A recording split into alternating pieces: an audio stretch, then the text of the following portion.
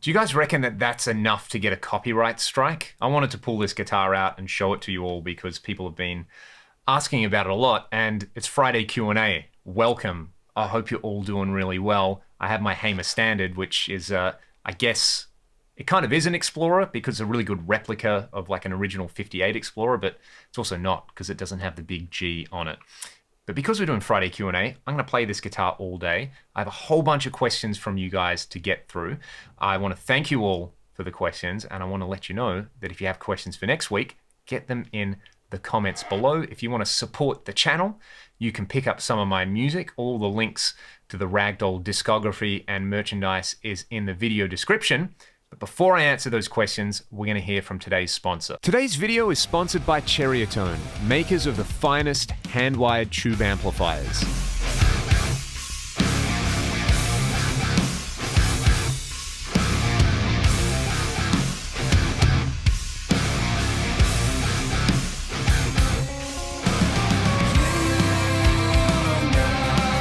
To learn more, visit cherryotone.com. I've already pointed out that I'm playing this guitar today, my Hamer Standard, and I just love the way this thing sounds. It is so well made. The craftsmanship on this is amazing, and it kind of makes me a little bit sad that Hamer don't make guitars in America anymore because their American-made models are just beautiful things. As you can see, there's this ridiculous flame African limber on it, and it's surprisingly versatile. Like on the bridge pickup, I've changed it to a Duncan EVH, and I've got a jazz in the neck. You know, it's great for crunchy rock stuff.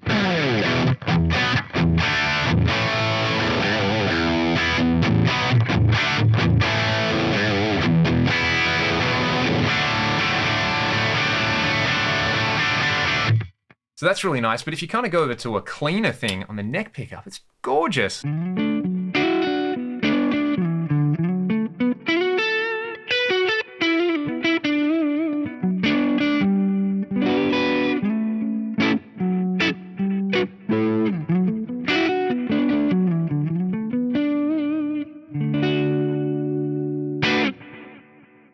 And it can do the chunky thing as well. I'm going to kind of go over to some kind of boosted 800 sound. Somebody also asked me how fast I can downpick.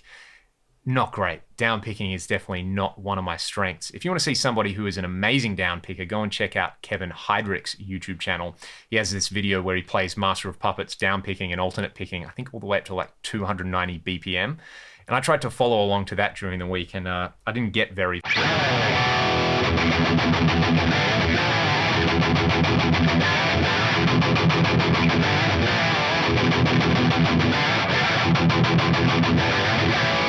Yeah, it's definitely not one of my strengths. To me, a song like, if we're talking about Metallica, a song like Battery is a little bit easier because you have that kind of...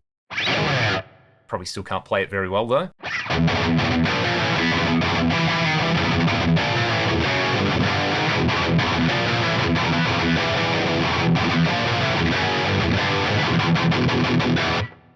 So yeah, it's one of those things, downpicking. I think you got to be really, really committed to it. And I, just grew up wanting to play really fast alternate picking lead guitar stuff, and I still kind of struggle with that.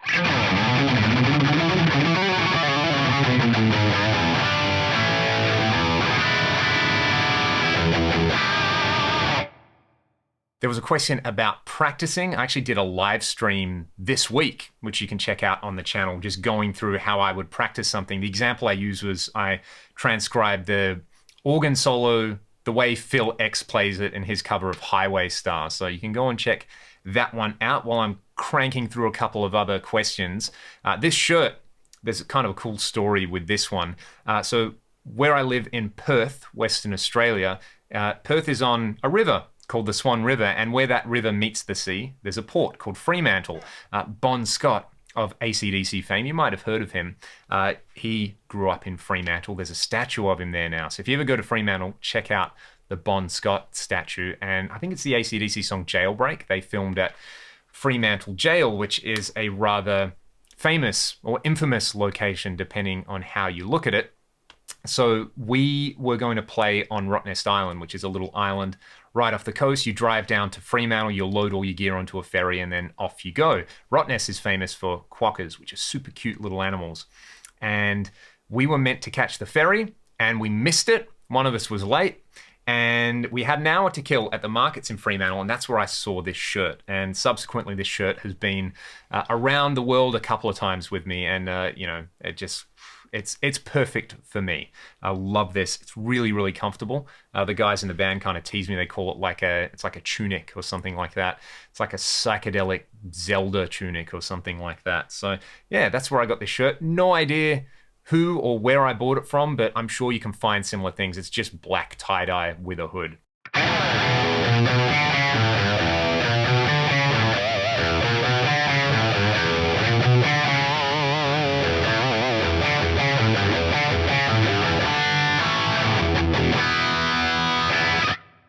My favorite albums from the hair metal era. I'm going to pick 5 for you guys. And for me, I love hair metal because of the guitar playing. It was like the peak era for really, really great playing.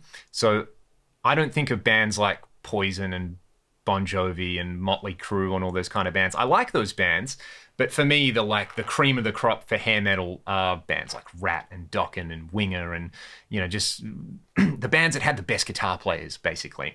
And I know I'm going to offend a lot of people because they're like, what do you mean CC DeVille's wicked? CC DeVille actually is wicked. He got a lot of hate back in the day, undeservedly, but that's a topic for another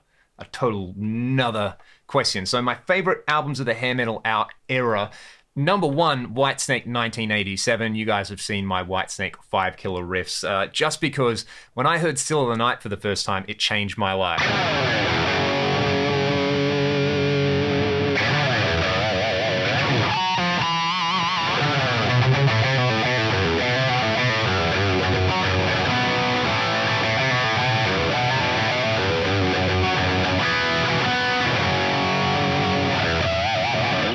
And we got to get some John Sykes in there. So John Sykes, one of my favorite players of all time. Got to get a bit of John in there and some Whitesnake. So that's number 1. Number 2, Skid Row, their first album. I listened to that album so much. Amazing. It's just got the perfect blend of like aggression and melody, and the guitar playing's great. Scotty and Dave are fantastic on it. Sebastian's the prettiest man of all time. We've actually opened for Skid Row. We opened for them at the Whiskey in LA, and I said to Snake, I was like, man, that album arrived at a really important time in my life because I got it when I was like 15, and it really kind of kickstarted my desire to want to write songs and play guitar in that kind of style. And he said, yeah, it arrived at a really good point in my time, at a really good point in my life as well. So I thought that was cool. Really, really nice guys in that band as well. So we opened for them, and we also opened for Sebastian solos. So yeah, I've separately opened for like kind of the classic lineup of Skid Row. So that's album number 2. Album number 3, Winger, In the Heart of the Young. Everything about that band is amazing. We just finished a tour in Australia where we played a couple of shows with Kip. He is better than ever, amazing songwriter. And, that album has Rainbow in the Rose on it, which might be my favorite melodic song from that.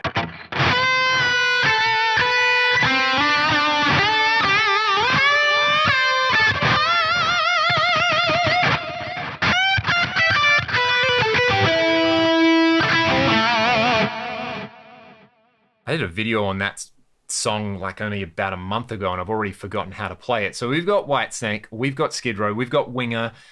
Got to have some Dokken in there. Under Lock and Key is my favorite Dokken album.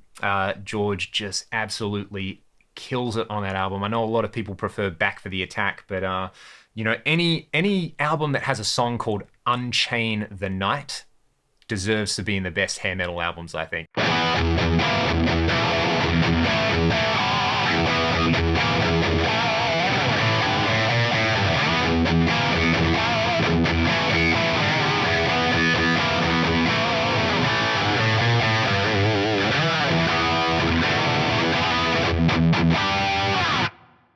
And that's the one with In My Dreams on it as well. Correct me if I'm wrong, but yeah, his solo in that is just, whoa. I'm gonna ruin it for you guys and play it by memory really bad.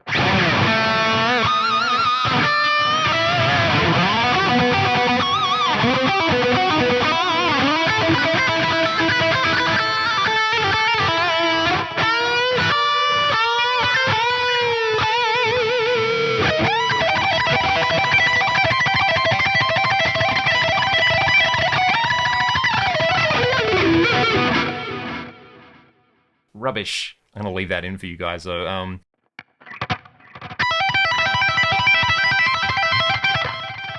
Hang on.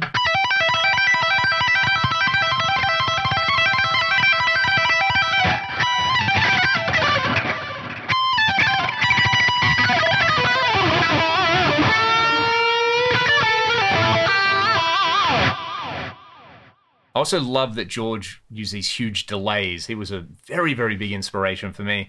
And then, you know, to round it out, we got to have some Rat on there because Warren, again, similar to George, just such an inspiring player. And do I go with the first Rat album or the second Rat album? Because they're both excellent. Invasion of Your Privacy has Lay It Down on it. So I'm going to retune my guitar and play that one for you guys. While we get to some more things, I should probably turn my volume control up to do that so the tuner can see some signal. Have I ever tried a Mesa Triple Crown or a PRS Archon? Yes to the Archon, very cool amp, although I like the MT15 more when I tried it. And the Triple Crown I've never tried, but I have tried it in the Axe Effects and it's really cool. Lay it down.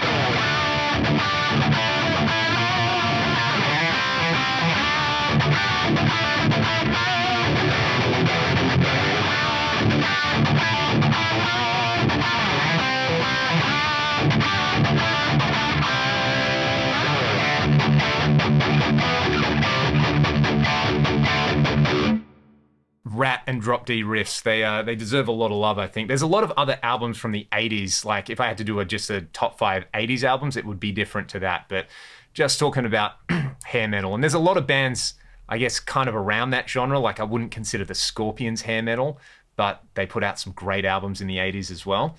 So yeah, that's a big factor in there. The Cats, yeah, got a couple of cats. Have always had cats growing up. The big Chunkatron cat you guys see in some of the videos, his name, that's right, his name is Skank. I'll tell that story another time. The mini-me version of him, that's Tibby, and the cat you saw in the video, at the start of the video last week, that's actually my sister's cat, Luna, which is funny because Universal Audio just put out, you know, a plugin called Luna. So I should have got that cat in on that video when I did a video about it. All right, let's crank through some more questions while we're here. The fan on the Axe Effects, mine is really quiet. If yours is really, really noisy, just contact their support. That's always the easiest thing to do. Their support is really, really good. They've looked after me a couple of times when I've had minor issues with mine. So very, very good support there. Have seen things about people changing the fan, but it's never been a problem for me. But if you have tinnitus and it's setting the tinnitus off, I imagine that is super duper annoying. So yeah, contact them and see if there's something that can be done about that. Would highly recommend it. Talking about convolution, mathematical convolution, rather than talk about it, I'm going to put a link to a book that I used when I was studying convolution at university. I don't know if it's free though. I'll put a link to it anyway. If you want to like dive into this stuff, I highly recommend the Shams, however you say it, outline series. I had this outline series book on control systems, and this particular book taught me more about the course than the university course. So if you do want to learn about some of these things, mathematical convolution is amazing stuff. Once you wrap your head around it, it's just a beautiful, beautiful thing. If you do want to learn more about like cool things like Laplace transforms and, you know, non-linear systems of equations and just about anything, you know, machine learning or all these kind of things, go and check out the YouTube channel 3 Blue 1 Brown. Beautiful, beautiful, beautiful stuff. They start with their video about Fourier series or Fourier series, however you like to say it. It's one of the best educational things I've ever seen in my life. Yeah, rather than me try to talk about it. But convolution's really cool. That's how you make an impulse response, and an impulse response is different to an impedance curve. Think about that system we talked about last week. Guitar, amp, cab. The amplifier has to feed into the cabinet, and you know, we talked about how the cabinet and the microphone and the mic preamp, you can capture its frequency response with an impulse response. So that frequency response is like kind of a fancy EQ, that's another way of saying it. And the impedance, that's like what the amplifier sees when it's looking at the cabinet. So it's going to, normally cabinet impedance curves kind of have like a low resonant frequency and some high resonant frequencies. Something like the Axe Effects does simulate them. I think it's the only modeler that I'm aware of that replicates that behavior. And if I was to show you guys, say I went into this particular amp model that I'm playing at the moment. Where are we? We've got an amp. Here we go. This is a greenback impedance curve, 4x12 greenback.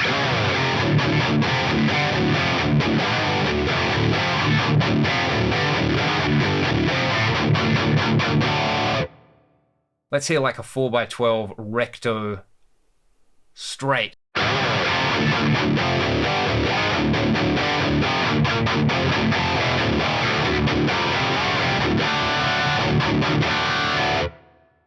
Let's hear a 2x12 matchless.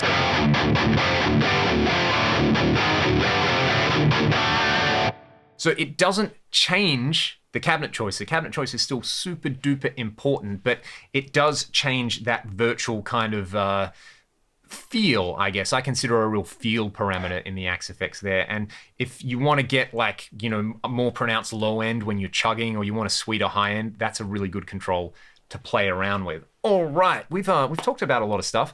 5 killer riffs, Thin Lizzy is coming. I'm working on it at the moment. I don't know if I want to do just riffs or if I want to do 5 killer dual guitar harmonies. So if you want to hear harmonies, let me know in the comments and I'll go and learn both parts for a bunch of songs and try to play them. And if you have song suggestions that you want to hear, as always, get them in the comments below. And I guess we should talk about, before we do that, my favorite amplifier aesthetically, that Snakeskin Soldano, because I'm wearing this shirt. It's the amp equivalent of this shirt. Having said that, I really, really have a soft spot for just the classic Marshall JTM 45. There's something about that when you look at it that's like, it's beautiful. And I know that now Marshall, they just kind of trade on that thing, like, oh, the iconic brand. And yeah, that's a rant for a whole other time as well. But there's a lick I played last week. Somebody asked about it. This is going to be the last thing that I do in the video. It was a hybrid picking thing. I'll show it to you guys real quick. If you're in standard tuning, this is based around like F major 7th. So I'm going to start with fret 8 and fret 12 on the A string. And then we're going to play fret 10 on the D string. That's an F major arpeggio. Then we'll get fret 9 on the G. That is the major 7th. Then we'll get the 10th on there, that's the octave. So we're gonna go like this.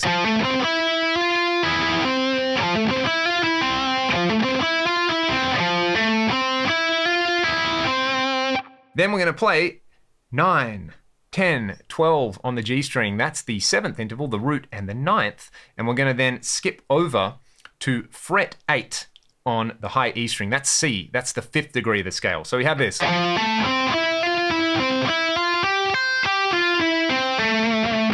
And on the way down, you can just kind of hammer on from nowhere. So.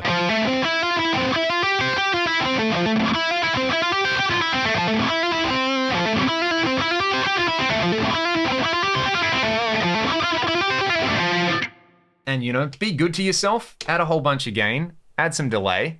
Use some hybrid picking.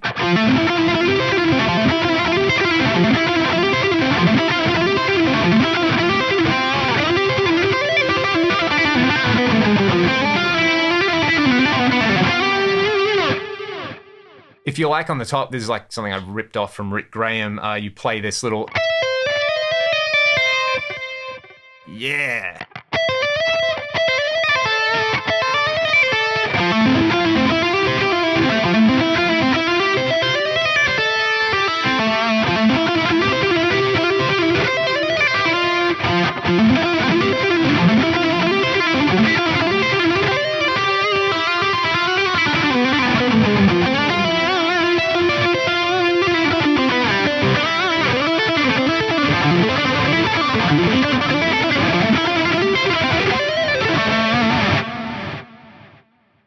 Definitely this kind of face inducing, not very clean. That's what all the extra delay and all the extra gain is for, because if you're a little bit sloppy, they're cheat codes. It's a wonderful thing. I hope you guys enjoyed this Q&A, and I hope you're all doing really well. Again, I'm doing pretty good. I'm so lucky Australia has not been hit very hard by everything that's going on, but I know there's a bunch of people out there in other countries, especially the USA. I have family in the USA. I have a whole bunch of really good friends over there. And yeah, guys, please stay safe. Please be good to one another. Kindness doesn't cost anything, especially at a time like this. It is a valuable currency on top of everything else. You guys stay great. I'll see you next time.